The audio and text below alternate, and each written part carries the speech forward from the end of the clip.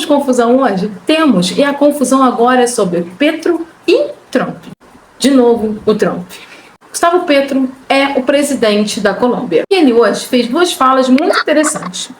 A primeira é que ele deixou bem claro que existem mais de 15 mil americanos ilegais na Colômbia. E ele pediu que esses americanos se apresentassem imediatamente, para colocar a sua situação dentro da legalidade. E além disso, o Petro ainda avisou que não aceitaria nenhum avião americano entrando nos Estados Unidos com deportados. Isso precisa ser negociado, que isso precisa ser discutido, que não é assim você vai jogando as pessoas dentro do país sem uma conversa diplomática. Lembrando que foi um escândalo na América Latina ontem o que aconteceu no Brasil, tá? E o que aconteceu no Brasil? Tô perdido. Chegou um avião de deportados dos Estados Unidos no Brasil. Esse avião era para ter ido para Belo Horizonte, mas como ele teve problemas técnicos, ele precisou parar em Manaus.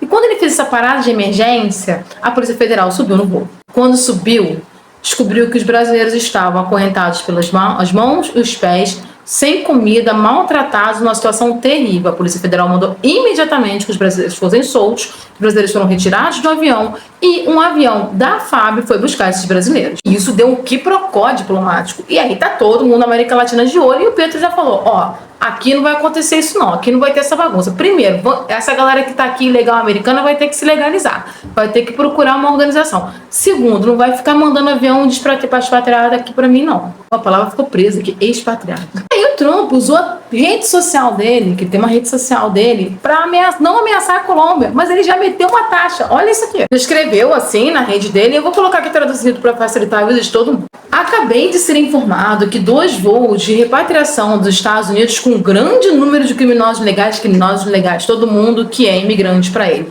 não foram autorizados a pousar na Colômbia. Nem pedem autorização para mandar os caras. Aí já querem autorização quando chega lá. Esta ordem foi dada pelo presidente socialista da Colômbia, Gustavo Petro, que já é muito impopular entre Mentira! Ele é impopular entre as elites e entre os narcotraficantes. Continuando. A negação desses voos por Petro colocou em risco a segurança nacional e a segurança pública dos Estados Unidos. Interessante. Então, assim, vocês estão literalmente tirando as pessoas das suas casas, das suas vidas, não conversando com os países de onde essas pessoas vieram, não dando chance para essas pessoas se legalizarem, enfiando essas pessoas dentro do avião e jogando de qualquer outro jeito no outro país. E aí, esse presidente do país fala assim, aqui não...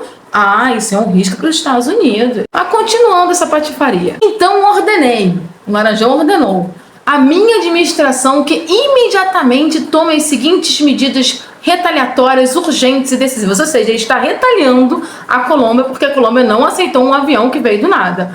Tarifas de emergência de 25% sobre todos os bens que entram nos Estados Unidos. Em uma semana, as tarifas de 25% serão levadas a 50%.